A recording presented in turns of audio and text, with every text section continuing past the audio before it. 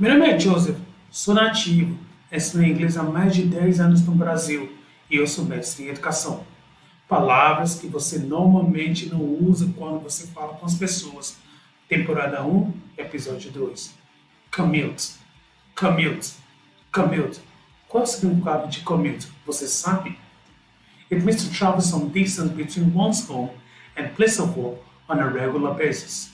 Significa percorrer uma certa distância entre a casa e o local de trabalho regularmente.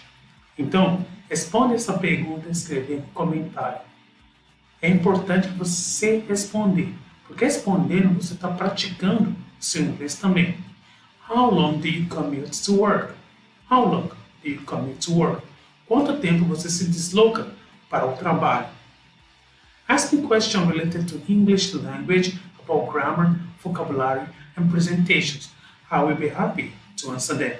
Faça-me perguntas relacionadas ao idioma inglês sobre gramática, vocabulários e apresentações. Terei um prazer em respondê-los. Thank you very much e muito obrigado.